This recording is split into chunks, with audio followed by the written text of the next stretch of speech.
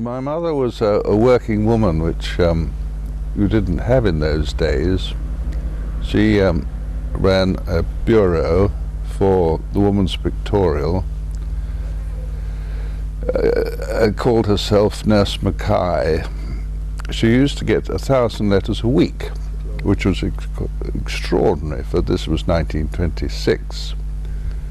Had a staff of 3 to answer letters, and left me and my brother to the tender care of a nurse who was a fat old Irish woman, who eventually told my mother that she couldn't cope with Master John anymore. So I was sent to boarding school at the age of 7, and had quite an interesting time there, because it was one of these very modern schools where you were allowed to do exactly what you liked, so long as you did a minimum in each subject. And I raced ahead in mathematics, and I got nowhere in French. But this experiment didn't last too long, because my mother decided that the place was irreligious. So I was taken away and passed through a series of different schools, ending up at again a highly religious school, Moncton, which I had to leave at the age of 16 because my father had died, and I felt it was necessary to go out into the world. In fact, I had been offered a scholarship to Cambridge to row for Jesus, but I never told my mother, because I felt I just had to go out and earn a living. I started off in the city with the aid of becoming an actuary, but in 1938 there were adverts in the paper for pilots for the Navy, which has just taken over the Fleet Air Arm from the RAF. That seemed to be much nicer than working in London, so I joined the Navy and was more or less fully trained when the war started. I had a few courses still to do, torpedo dropping, deck landing, and bombing. And you went to, was it HMS Hermes for that, or something? Hermes was, no, that was the first 3 months training to try and pretend that I was going to be a seaman. And so we had 3 months on Hermes in Plymouth, and then went on to RAF aerodromes where we were trained, got my wings in about June 39, I suppose, something like that, and then went on to further training. And I believe you went out to Malta to finalise your deck landing, was it? Oh yes, the deck landing, yes. We started off at Donny Bristol up in the Firth of Forth, and it was there in October or November, I suppose, 39, that the Germans came over for the first time to attack the Forth Bridge. And on Donny Bristol, the aviation fuel was brought on by petrol tankers by rail. When the air raid sirens went, the Irish labourers who were working on the site all dashed and hid underneath the rail tankers.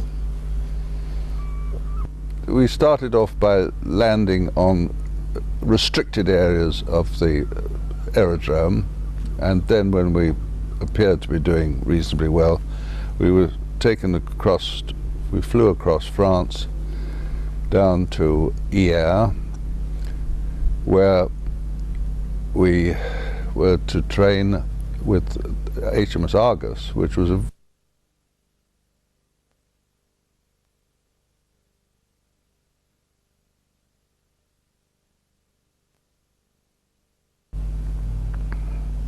we started our practice in moths, a thing like a tiger moth, but it wasn't actually a tiger moth, and their landing speed was so low that on occasions I actually landed backwards, and gangs of people had to pull you down, as it were, onto the deck.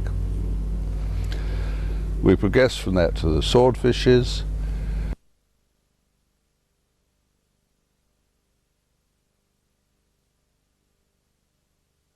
And one or two others beat up the local aerodrome at Hyères, and the last thing I heard was the French commandant demanding court-martial for Les Pilots. But it didn't happen. No. Then we came back to England, flew back to England, and was sent on leave, I suppose, as far as I can remember, because that really was the end of my training. I was appointed to 812 Squadron, which was inglorious.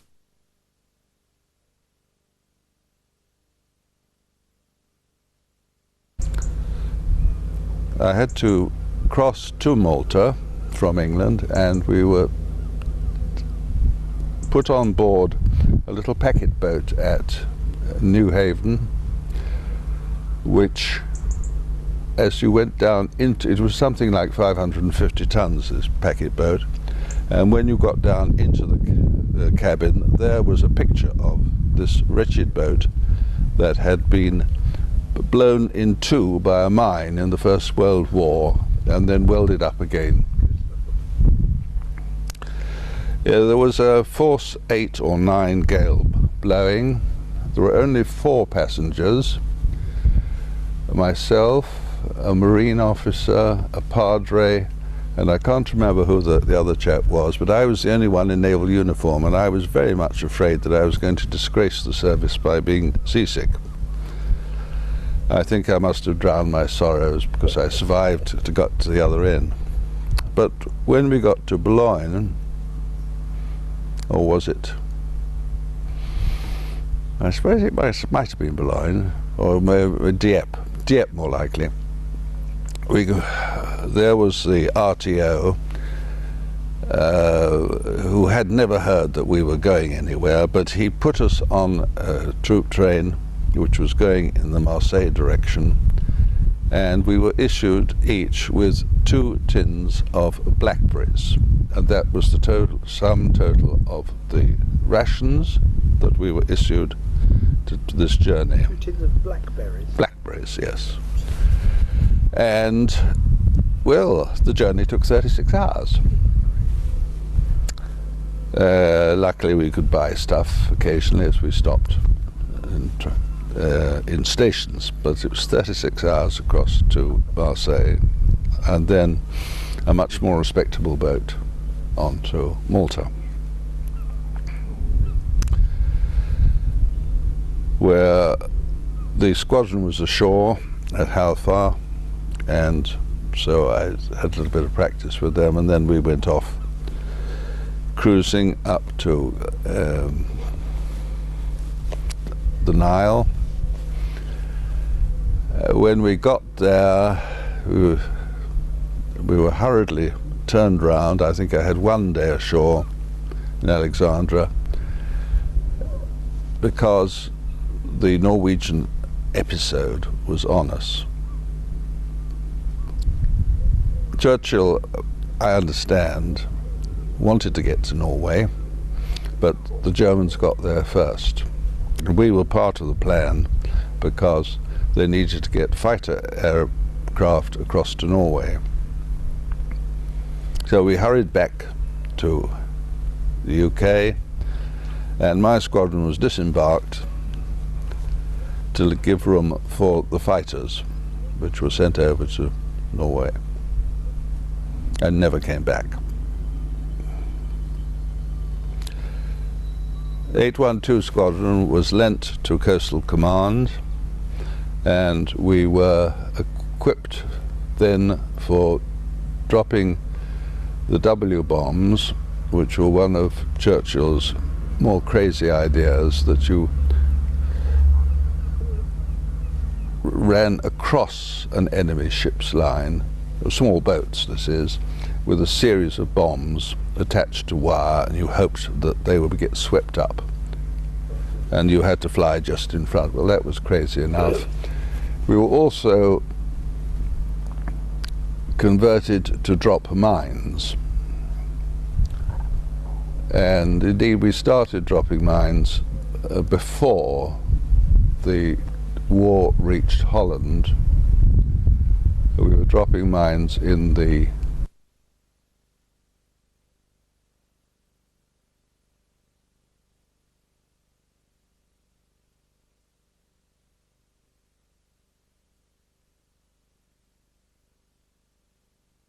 dropping mines.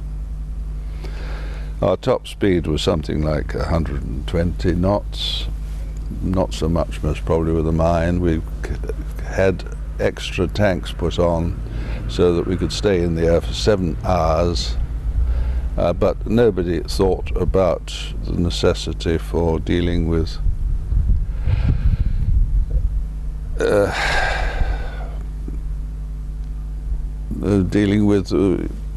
when you wanted to pee. And so it was very uncomfortable because you were sitting on your parachute and open cockpit. And what did you do? Well, I'll leave it to your imagination. Thank you very much. Anyway, where were you based at that time? Well, we were based at various different places. We were based near Hull at Northcote Fettes. That was our said to be our base, but we shifted from there according to the target, and we operated from Norfolk. I can't remember the name. But we were later on, when we were mining the French ports, we used to fly down to Manston to refuel and then go on from there.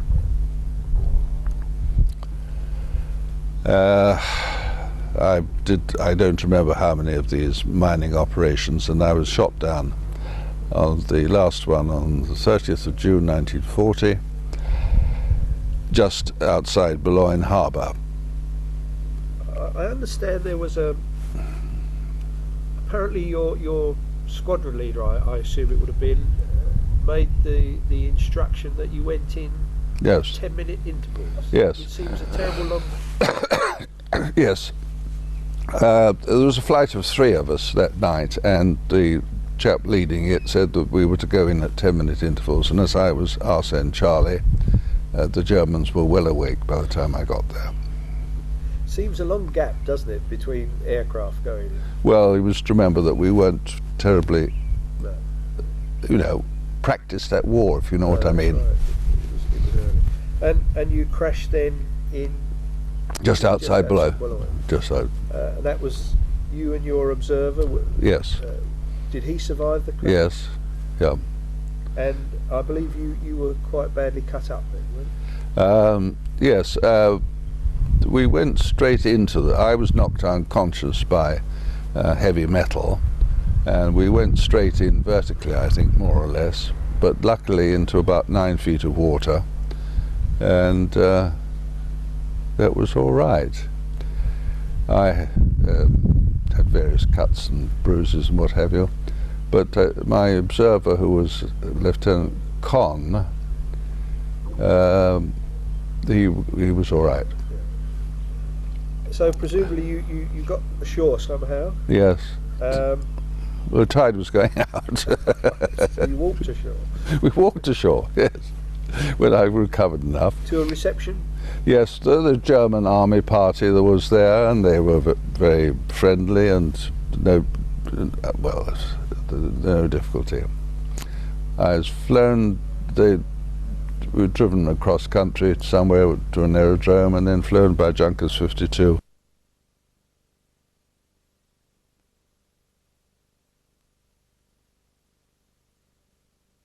I spent, I should think, at least a month in hospital. Did you? Because I had, my face was held together by clips, and all the skin had come off my scrotum due to the impact. And after a month, were you both sent to Dulag Luft? Or? Yes, Yeah. that was the holding camp for, well, the interrogation camp for the Air Force, or for any any pilot of any sort. I was there at Dulag Luft for, I suppose, about 6 weeks, something like that, and then sent on to Stalag Luft, but for Vogelsang. I can't remember the number of the camp.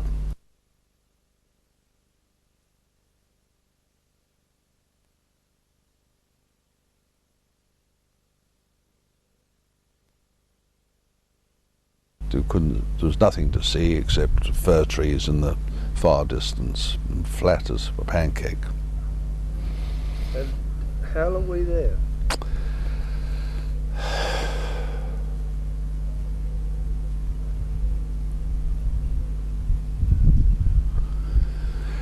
I suppose I was there for about 4 months, 4 or 5 months.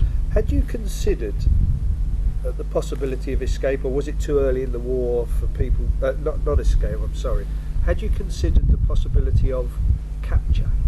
No, no one never thought one would be captured. The same, I mean, at that age, nobody thinks they're going to die. Right. You know, it just isn't on, it's not you.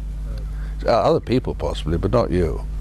But going back to your squadron, I believe in the end you and your observer were the only survivors, is that right? I'm not absolutely certain, but I should think it's very likely. Very likely. And now you spoke German, I believe, having been in Germany before the war. Yes, when I left school, at age 16, I went to Germany to teach English to a branch of the Richthofen family's children. While I taught the boys English, while the parents taught me German in the evenings. I was there for about 3 months in 1937. And I think the location was quite interesting, wasn't it? Ah, well, that's yes, but that's part of the Colditz story. That's nothing to do. I haven't got to Colditz yet. Oh, that's true. Right. So you're now at Bath. Yeah, that's right. Well, I can remember trying to get under the wire. In those days, the air raids, British air raids, were few and far between. But I can very well remember being under the wire with wire cutters and the lights coming back on again and dashing back into a hut, and luckily not being fired on, which I think was my only attempt at Bath. What would have been the target in that area then for an air raid? Berlin, I should think. All right. You know, the initial raids on Berlin, because the Germans had attacked London. So you got back into the hut without being caught. Yeah. And after 4 months or so, you were moved to. Then Hitler learnt that the Canadians had handcuffed some prisoners while they were being transferred. And whether the story is true or not, I don't know. Anyway, he demanded that, I forget, something like 200 British officers should be handcuffed in retaliation. I and the others were sent to a camp in Poland, which was an underground fort built in the Napoleonic Wars with a deep moat all round. There we were locked up at nights, and the Germans checked that we had our handcuffs on. Off at nights. But obviously in the daytime, well, we soon learnt how to undo the padlocks, and so. That would have been Thorn, was it? Pardon? Thorn? Thorn, yes. Thorn. Or Torn, if you like. Oh, right. Yeah. And I believe it was there that you met up with Alan Cheetham, was it? That's right. Well, Alan Cheetham was the only other Fleet Air Arm person that I can recollect there. And he and I climbed over some barbed wire that was blocking a tunnel, and eventually found ourselves out in the open air. Unfortunately, a German corporal came onto the scene, and he brandished a revolver. I, in my sort of panic, used the wrong word in German. I shouted "nicht scheißen," which means don't shit rather than don't shoot. But he took no notice, and he went taking pot shots at Alan as he ran back down the tunnel, but I stayed there quiet.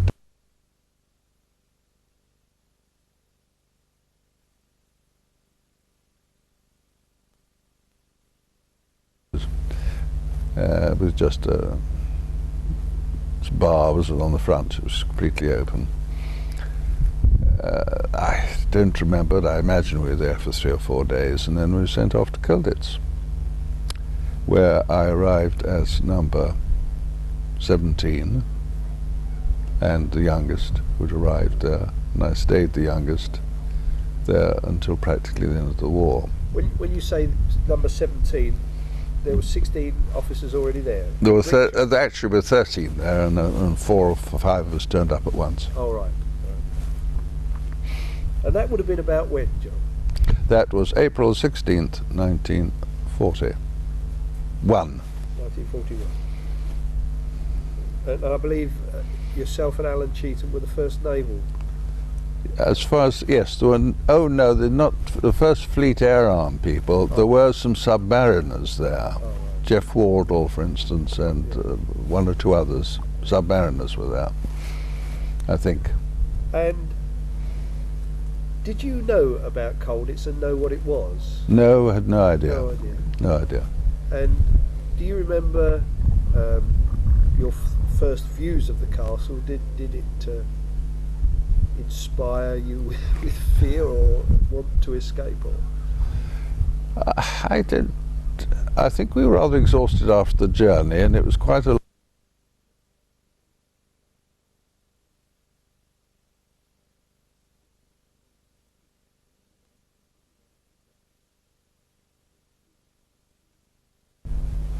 And had you by then decided that you'd done enough escaping and oh no. You were still keen to try? Oh yes, indeed. But it was difficult in a sense because I felt I was too big to go down tunnels. There were some big people who did go down tunnels, and I certainly tagged on to various escapes, but I was never a prime mover. Because I suppose at that time escape was there was a lot more going on than later in the war, wasn't there? Yes. Or attempts rather. Yes. Well, you see, the defences of this Colditz was reputed to be a special place. In the First World War, no one had escaped from Colditz, and the people who were there were sent there because they'd been escapers or because they were Deutschfeindlich or something like that, and they were all busy looking at the defences to find the weak spots. Was there a great deal of escape activity going on?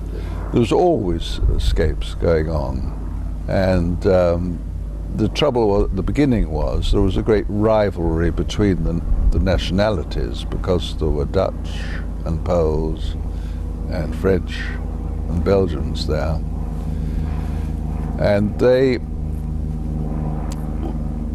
each man went for himself. It was even a question in the early days of even inside the English group of each man for himself, but so it was escape committees and that weren't set up at that. Not at the beginning. No, I think not. But obviously, eventually, it had to get organised and was done on an international basis.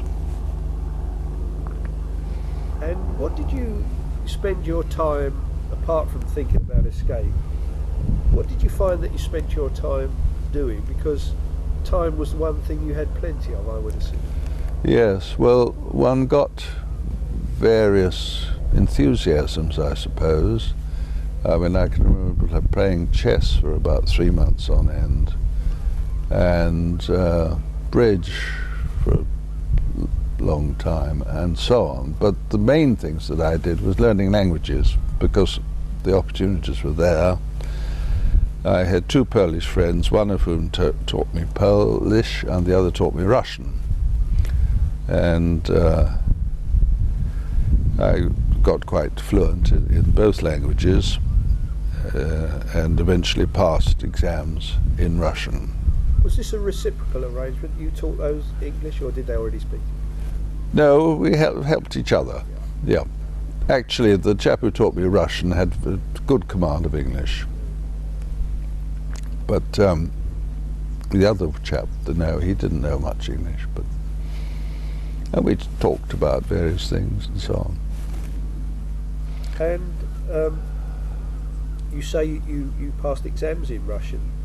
Did you do anything else along that line? Because I understand there were all sorts of courses and lectures and things going on.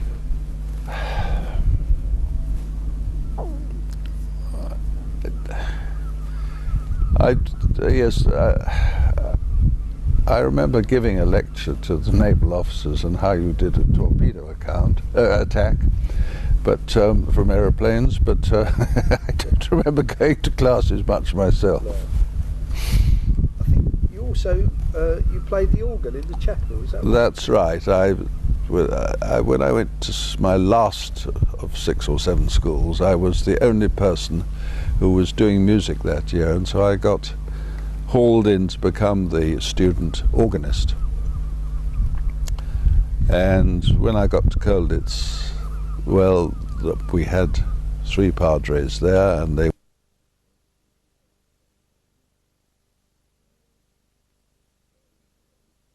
Did you get involved in the other music in Colditz, i.e. the theatre? No, my trouble is I'm not really anything. I'm a plodder at music. I haven't got a really good beat. And I remember Jimmy Yule tried to get me to play the piano for his jazz group, but I refused because I just hadn't got the feel for it. The organ was different. You can sort of, go on Largo and look up, and so on. But while I was there, I gave organ lessons to George Young, who was a colonel, and then I gave him lessons on the organ, and he gave me Russian lessons in return. Was this after the Polish had left? No, at the time. So I had more.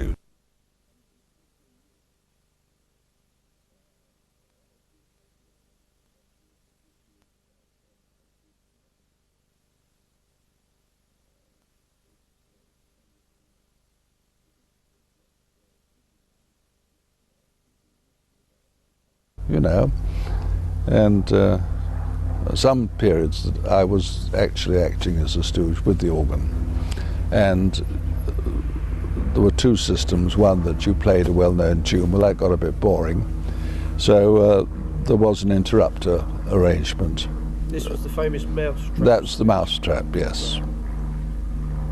And you just, what did that do? I think it switched off their lights. Oh, I see. Most probably something like that. I didn't know the details at all. But you used it occasionally. Presumably there were other people played the organ as well? Not really. No. There may have been a Frenchman, possibly. I can't remember. Most people, I don't know why, they sort of regard the organ as being something special. Whereas if you can play the piano and you know that you've got to alter your technique, it's not so bad. They're frightened of the footwork too. But I'd had 3 years at school doing it, including one dreadful occasion when I played, as the headmaster came in to take the service, I played Behold the Lord High Executioner and played it very badly.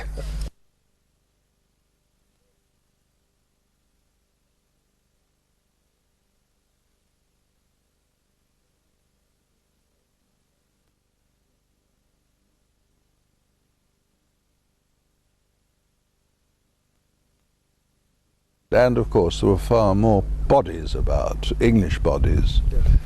including a sort of whole group of old Etonians who were, you know, I hadn't been to Eton, they were not my cuppa. No. I wasn't their cuppa. Did they keep their cells to themselves? To a certain extent, yes. There was messes. There was one called the Bullingdon, and where the old Etonians foregathered to eat. They were probably all guards officers, were they? That, yes, guards officers, that sort of thing. Did the regiments tend to stay together, or the naval group? Or? I don't think so, not particularly. No. Because there were a lot of Royal Rifle Corps. Yes, well, there again, they're rather what I call a snobbish regiment, like the Etonians were before the war, you know, and they rather stuck together. And the HAC and people like that. Were there many more Fleet Air Arm people came in? I think there was only one other,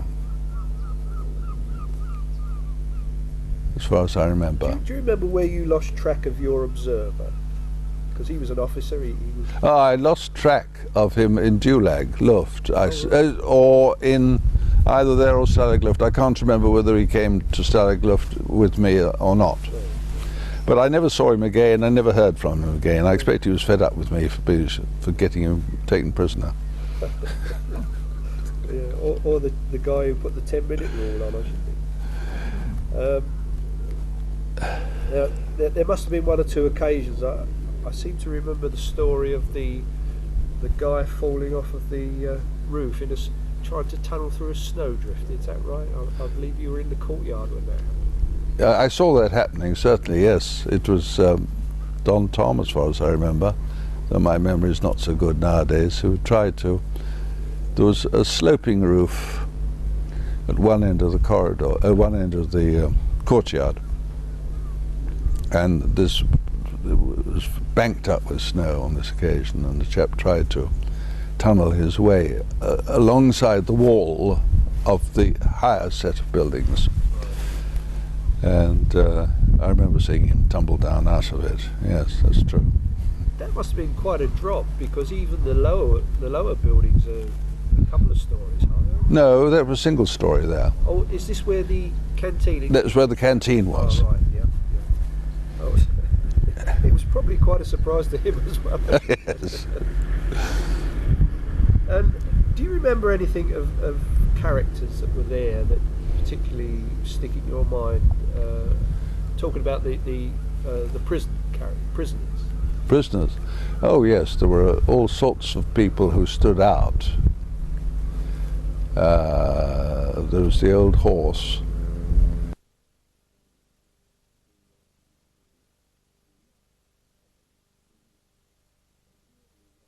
To him, his end-all and be-all.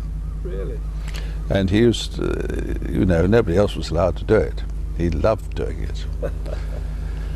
And there were various very determined characters like Pat Reed and Dick Howe, tank commanders. There were curious people like the tank commander, I can't remember his name, but I do remember he drove something called a Matilda, or maybe that was his name he gave his tank. I think his top speed was about 3 miles an hour. Anyway, he spent quite a lot of time trying to put dry rot into the building. Oh. It was just his little occupation. Apparently, years afterwards, they found that it worked quite well. There were a lot of tough characters, you know. Do you remember people?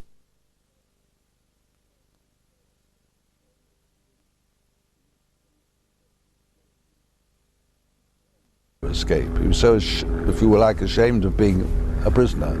He just went on and on and on. I think it was an obsession with him. Yes. And who was the guy that was the great briber? Oh, Chalupka. Chalupka. Chalupka.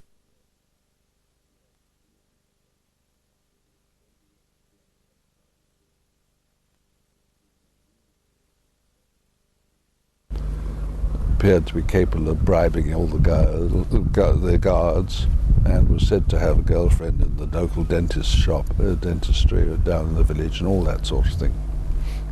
There must have been people there that were very, very talented. I mean, there must have been a lot of very talented people there, but you had people producing fake passes.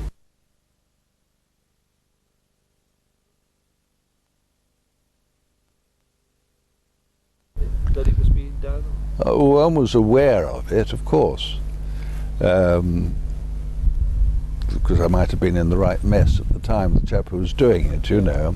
And of course one had to provide a safety net for them. It was called stooging. So you were watching out for the Germans, and so one was aware in general terms. Was everybody basically involved in things like stooging? Well, not towards the end, I suppose, I don't know. Though the glider itself required an immense number of people stooging. But I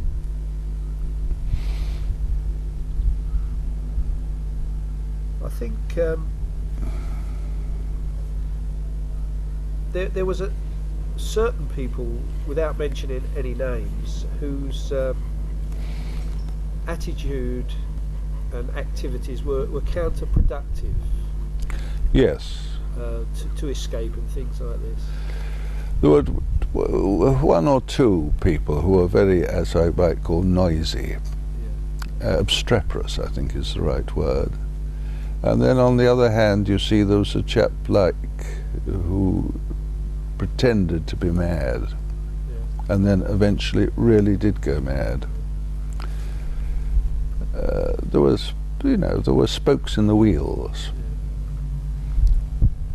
Do you remember people like the Australian Bush Park?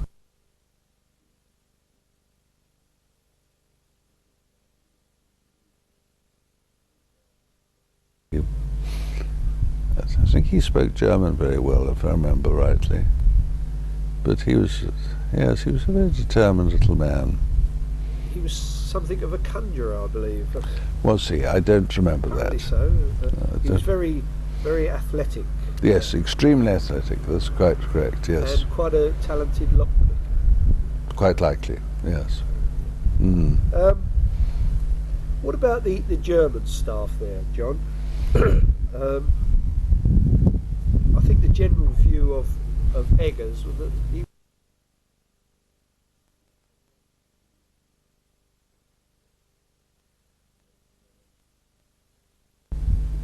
Some people liked him very much. I mean, he came over for Story Pugh's wedding after the war, that sort of thing. Extraordinary. In spite of having spent so many years behind bars in Russia, I believe. Well, he finished up spending a lot longer than you did, didn't he? Yes, that's right. But he actually, I think he came to Story Pugh's wedding. Did he really? And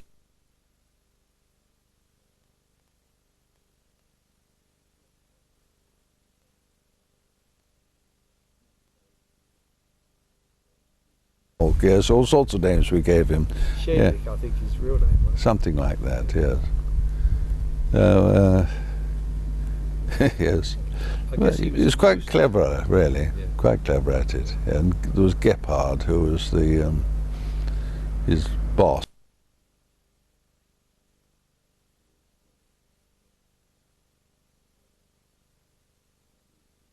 Yes. So, in the last 12 months of the war, obviously there were a lot less escapes because you presumably knew through the news you were getting from the radios that the war was being won. Well, it wasn't only that. The fact was we knew that the Germans were shooting people who escaped. Oh, this is the 50 from... Well, it was after that, you see. I mean, I can't remember when it was exactly, sometime in 1944, that an order came from Hitler that prisoners were to be, who escaped were to be shot. It was as simple as that. Yeah. And so it wasn't worth it unless there was a real necessity for it. I mean, that was like the glider. The only intention was to use it if the situation was desperate. Yeah. Not otherwise. Nobody wished really to try and break their necks No. on this thing. presumably it was only a two-seater, so only two people could have got away. But the answer, yes, but the idea was that they would contact the Allies and say what was happening. I mean, if we were threatened with being marched off somewhere. was this a general belief in the camp at the time that because you were a special camp that you would be treated as hostages? Well, there certainly were the prominenti, Yeah. but we were frightened that, not frightened, we were faced the possibility that the Germans would insist on our moving, the whole lot of us. And in fact, the authorities did send an order to the camp that we should move, but we refused to move. And so near the end of the war that the commandant caved in. I think this was the point where Willie Todd was quite strong. I think so, yes. I can't remember who it was. We had so many different COs. Yeah. So we're getting now towards the end of the war. Can you remember the liberation and the days running up to the liberation? Were you aware that the Americans were coming, or? Yes, we certainly, because we saw them coming across the plain, as it were, from quite a way away. We could hear the Russian guns too, I think. We certainly hear guns, and I think they were, and we were in the pig in the middle, as it were. I watched the Americans as they seized the bridge at Colditz, just before the local youth were trying to blow it up. This was the Hitler Youth, was it? The Hitler Youth, yes. And it all moved very quickly, really, at the last day. We saw the tanks coming in slowly, early morning, I suppose it was, and then I think it must have been about by midday there was a jeep at the castle gates. Because by this time, or just prior to that, you must have seen a lot of Allied aircraft, because they bombed. Dresden, of course, Dresden and the ball bearing factories. Yeah. Yes, there was a tremendous amount of air activity, which we cheered on, of course, not knowing the havoc that was being caused. I don't think anybody did until afterwards. No. And then you got this incredible influx of, I believe, mainly French prisoners. Yes, they turned up, I suppose, about, I don't know, about 3 weeks, 4 weeks, something like that, before the end of the war. Somebody said there were 1,200 of them, and as we'd never had more than 350 British in the camp, it really made rather a difference. And they had to rig up temporary lavatories outside the building and so on. And I think they'd gone on at the end, because I can remember the courtyard being pretty empty when the American jeep drew up. And that must have been quite a moment that the guy walked in and you realised that you were now free, or very soon would be. That's right. What was the general effect of him walking in? Well, it's a surprise, I suppose, really. Even though you must have been expecting it fairly. Yes, but it happened, we hadn't been aware, at least I hadn't been aware, because the buildings that I was in didn't have the right windows, if you like, that they had actually got through the town and up to us. We heard street fighting and so on going on, but we didn't quite know what was happening. Were you in the courtyard at the time? Yes, I was at the courtyard when the wicket gate opened, and there they were. They were presumably as surprised as you were. Well, yes, you see, they had actually started shooting at the castle, and we ran up a Union flag. Oh, well, I can't remember how it was done, on the roof, I think, a sloping roof. which caused them to stop shooting at the castle. But they weren't aware, apparently, that there was a prisoner of war camp. Really? And yet it was well known, wasn't it? Because you would be people in the camp. Yes, but it doesn't mean to say that the Americans picked it up, you know. So you've been liberated, and what happened then? Were you kept in the camp, or did you go out into the town? I and another chap, whose name I think was Bousted, was sent by Willie Todd.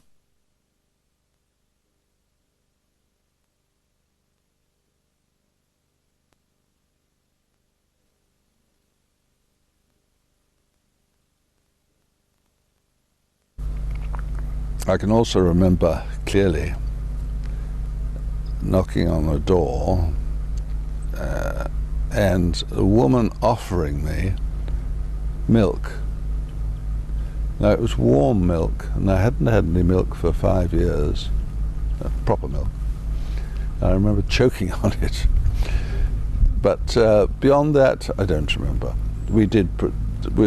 He and I went out twice, 2 days running, and then we were whisked off in army lorries to some aerodrome somewhere, and then back to England. It took us the whole thing took 4 days, and I arrived back in England on the 20th of April, 45. And I believe the day you were liberated was an anniversary of the day you arrived. That's right. I've been there exactly 4 years. Exactly 4 years. That's right. So, what happened then? You were presumably interrogated by the British. No, there was no interrogation. I don't know why, that I can recollect. Was just sent on leave, as far as I remember, and I suppose eventually I got back to a squadron somewhere, but I can't really recollect what happened then. And by then, had you decided that the Fleet Air Arm was no longer the life for you? Ah, yes, but I mean, I've wasted those 5 years when people have gained experience. And in fact, I did retrain, or started to retrain, but I found the modern aeroplanes were much too fast for me, and heavy and so on. I liked the Swordfish. They would have had sea fires, I suppose, that sort of thing. Yes, but this was some, I don't remember what they were now, I'm sorry. I could tell you indoors, but I don't remember. So the friend who'd been in the camp had recommended that I try for Cambridge, and gave me the name of a tutor. And come the beginning of term, October, I was in Cambridge, though I was still not discharged from the Navy until the end of December. Presumably, when you got home, you, by normal standards, you were pretty unfit. Yes, when I got home I weighed 9.5 stone, as opposed to, well, I'd left school rowing at 14 stone or just under, and of course I'd grown since then. So I found that I could not really take food to start with, not in any rich food at all. Was the food in the camp, or in all the camps I presume, was pretty minimal, and you relied quite heavily on Red Cross parcels? Yes, indeed, and of course towards the end of the war, the transport in Germany was so disrupted that we had very few Red Cross parcels, and the German rations got smaller and smaller. We were meant to have the same rations as garrison troops. Well, I don't know. I never saw any fresh milk. I never saw an egg. The German sources at all. I don't know what the garrison troops fed on. Presumably it must have been quite difficult for them as well, because if the transport had broken down, it had broken down, hadn't it? Yes, but this was the transport of, I was talking about, of Red Cross parcels, I see. you see, which have got to find their way across from England to Switzerland and then on. Did you ever go back to Colditz? Have you been back to Colditz? There's only once. My wife and I went to Czechoslovakia with a caravan, a rally with some friends, and on the way back we thought we'd go and look in at Colditz, and so we parked in a very nice campsite that there is there and went in and looked at Colditz, which I found it difficult to remember the outside, but the inside of course was quite clear. And while I was there, I tried to remember the address of the castle that I had lived in for 2 months in 1937, which I knew was not more than 20 kilometers away. I couldn't remember the name of it, and I looked in the telephone book, and there was no sign of the Munsters, who were the people who lived in that part of the world, and so I gave it up. We looked at Colditz twice. We went down to the exercise ground where the grass was about 2 feet tall and looking very miserable compared to when we were there. And then we came home. And when I got home, the secretary, Kenneth Lockwood, came on the phone next day and said, "I've got a German who wants to get in touch with you. Can I pass your name and address?" And it was one of the boys that I taught English to in 1937, when he was about 11, I suppose. And we corresponded, and he was going to come over to England, but it never materialized. I can only assume he's dead now. Curiously enough, immediately after the war, conditions in Germany, as you'll remember, were very bad, and I managed to get in touch with that family of Munsters. I can't understand how I did it, but I did get in touch with them and wrote and asked if there was anything I could do to help, because, you know, the conditions were terrible. But the Gräfin wrote back, and a very nice letter, told me that 3 of her sons had been killed in the war. There was only 1 left.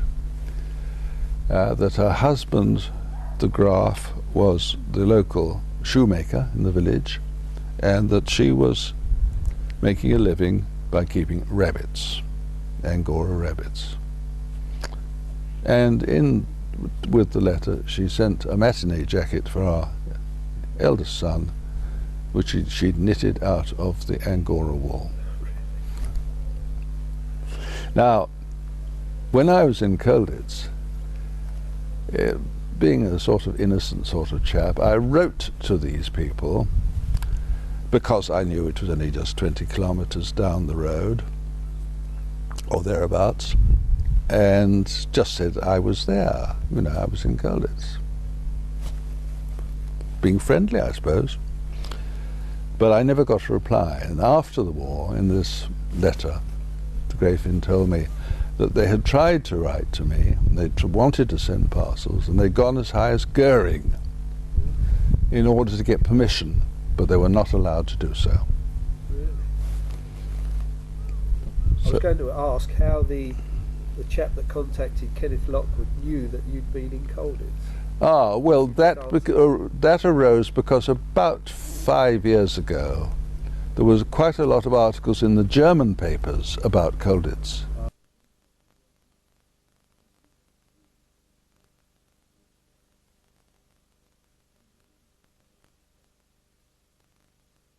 So I'd written that letter in 1941. But in fact you were never able to meet them again? No, I never met them again. No, and I haven't. The correspondence stopped about 2 years ago, so I can only assume he's dead. And that was the only time you went back? And That's the only time we went back, yes, once. There's talk of going back for, 55 years, but I don't know.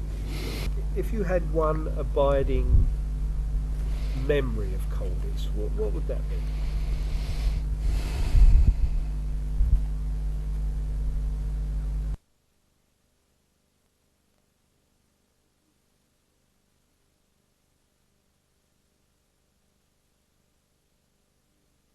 Next year, that type of thing, when one knew perfectly well that it wasn't.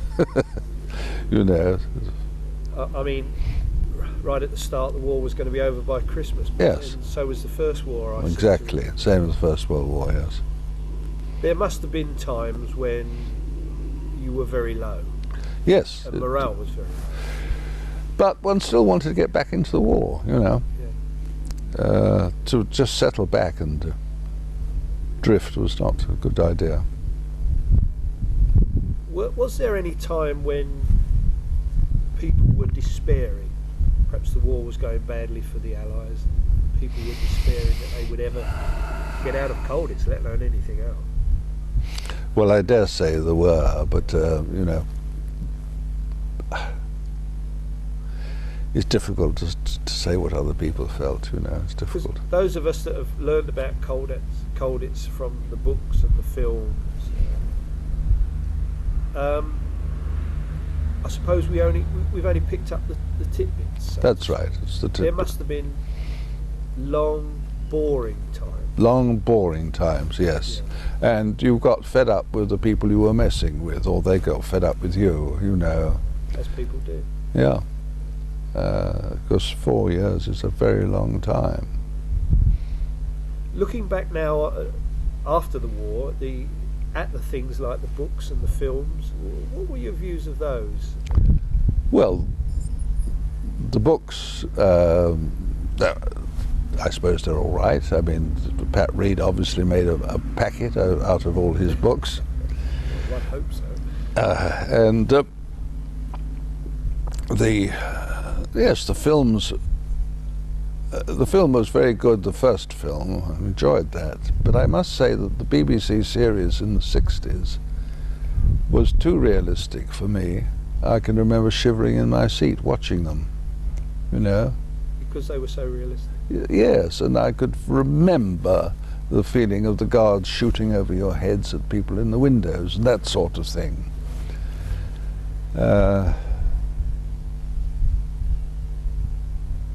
But of course, again, those stories were compressed like mad. They have to be. Were you surprised that there was so much publicity for Colditz as opposed to many of the other camps? Yes, I think it's an incredible bandwagon, and I assume that people like Pat Reed got it going. I don't know. On the other hand, you must remember that Colditz had more people escape from it than any other camp successfully back to England, and that nobody had done anything in the First World War from it. So, I mean, it was intended, it had a story. It really was a bad move on the Germans. It was an incredibly foolish move, especially as far as the English are concerned, because it meant that they could team up with Dutch chaps who spoke German, whereas the English, basically speaking, except a few people like Alan, what's his name? Peter Allen, a few people like that, but mostly they couldn't speak German, you see, and so it was very useful to have the Dutch there. Yes, I've always thought what a bad move it was on the Germans' part, but they thought they were being quite cute, didn't Well, you see, they knew nobody had ever escaped from it before, and they just shoved us all together. And so the result was an explosion. Yeah. It really was an explosion in the first 18 months. They must have really wondered where they'd gone wrong, because there were escapes from all nationalities, weren't there? Oh yes, and I mean there were more guards than prisoners, so it was helped the war effort slightly. Well, that's great, John. Thanks ever so much. I think we've covered enough. most of the stuff we covered before, and plus a few extra bits. But that's excellent. Thank you very much. Okay.